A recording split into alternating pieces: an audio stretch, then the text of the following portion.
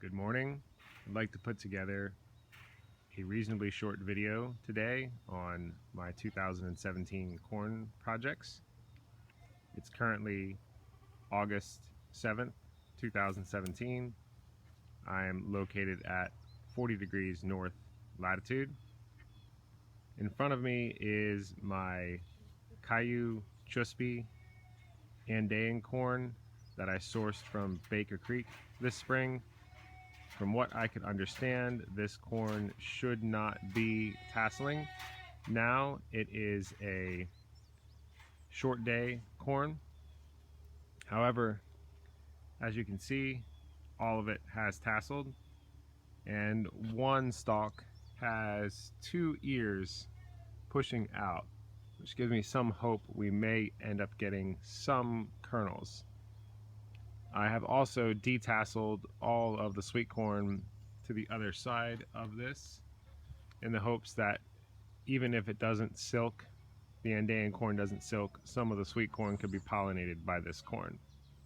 Now, as you can see, this is a huge corn with very thick, strong stalks.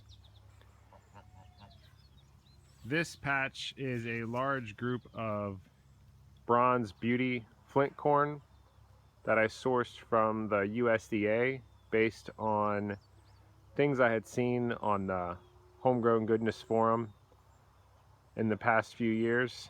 I found this variety very interesting.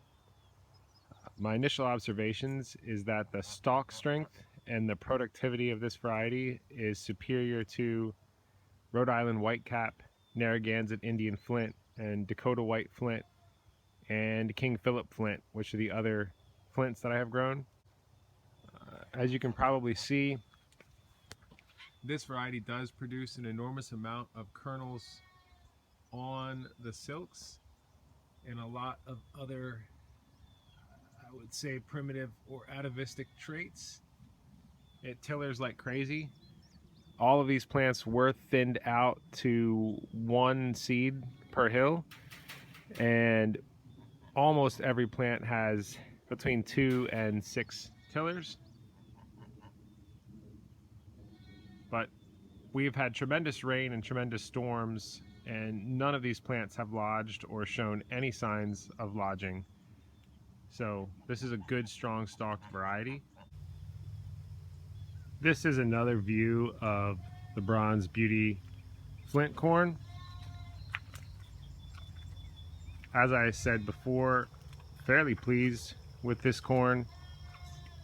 It's fairly uniform, seems vigorous, strong, sturdy plants. There's some signs of disease starting on this one plant, and we'll see if that continues to spread to some of the other ones. But so far, this seems to be a fairly respectable variety. Germination was really good from the USDA seed bank. Going back into the field here, the shorter corn, there is a dehybridized, sugary enhanced sweet corn I've been working on for the past few years. And this row here is the same. The row directly in front of me is the double red sweet corn bred by the Capulars.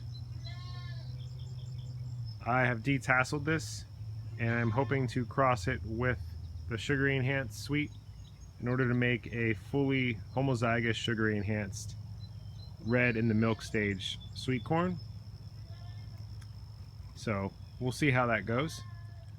Look, here is a complete ear at the end of a tiller where you would expect to find a tassel on one of the Bronze Beauty Flints.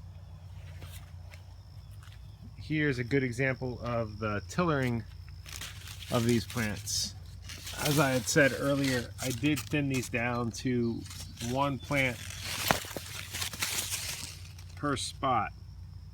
And there's 1, 2, 3, 4 tillers, and right now I can see 1, 2, 3, 4, 5, 6, 7, 8, at least 8, possibly 9 ears, and that sort of thing is fairly common. I don't expect that all of those ears will be reasonable sized or well pollinated, but as you can see, we still will get some pretty high productivity on this corn. I do want to give some credit where credit is due to Oxbow Farms, who is on YouTube and formerly was oftentimes on the Homegrown Goodness Forum, for bringing my attention to this corn, which as of now I'm fairly impressed with. Looking again at this double red sweet corn, you can see the really striking purple silks and purple stalks and husks. They're really interesting, beautiful corn. This row of corn is my attempt to cross a northeastern or southeastern white flour corn with some of the southwestern type flour corns. I have in the past grown many of the southwestern flour corns. I've grown Painted Mountain, selections out of Painted Mountain, have grown Lavender Mandan, some of the other parching corn, Supai Red Parching. I have found that all of these corns, the plant height is too small, the ears are born too low on the plants, and the stalk strength is terrible. In our soil and wind and rain here, the plants almost all end up lodging, falling over, and the low ears greatly increases rot problems, animal predation problems. These types of corn are nearly completely non-functional in this area. I do greatly respect the work that people like Dave Christensen and Carol Deppy have done with these sorts of corns, but I think that for my climate here, which is extremely humid, extremely hot, extremely rich fertile soil with lots of wind, it's a terrible scenario. But I like some of the characteristics of the kernel. So this year I sourced Cherokee White Flour corn from the USDA and Papa's Red flour corn from Baker's Creek. Papa's Red, my understanding is that it's a selection out of Painted Mountain. We'll take a closer look at these corns.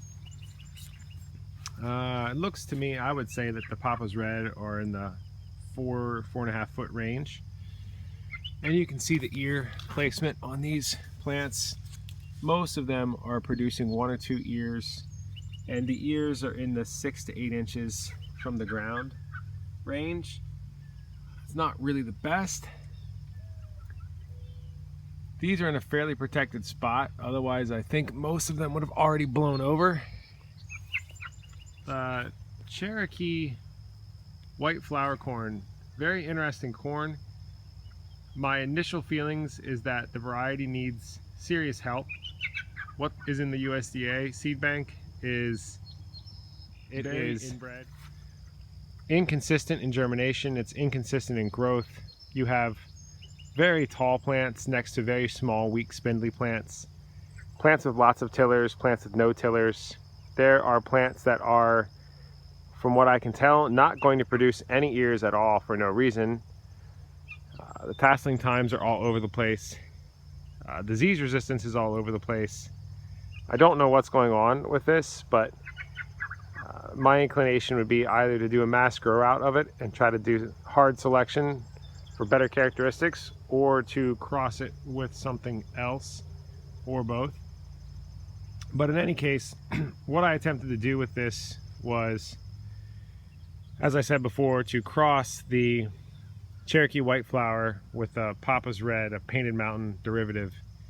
And in order to do that, I sowed the Papa's Red starting 2 weeks after the Cherokee White Flour. Every 2 weeks I planted another third. And it looks that the tassel time is going to overlap on the middle section here, which I've already detasseled to accept the pollen from the Cherokee White Flour. So we're looking at about 28 to 30 days difference in tassel time, if anyone is interested. But I will say for the Cherokee White Flour, it does have good strong stalks. I haven't had any real serious lodging issues unless there was a pest or disease problem involved there. So in that respect, I do like this. And ear placement on the plants is much better. There's one here that we can see where I would say the ears are at about 6 to 6.5 feet. Some of them are definitely held lower than that, but on the whole, they have pretty good high ear placement and strong stalks. There's another one here that has ears, and it looks like the ears are at about 6 feet or so. My final corn patch here is a breeding project that I am pursuing. The first row on the outside and the last row on the outside are F2s of a Texas Gourdseed crossed with a Narragansett Indian Flint. The center row is half King Philip Flint and half Narragansett Indian Flint.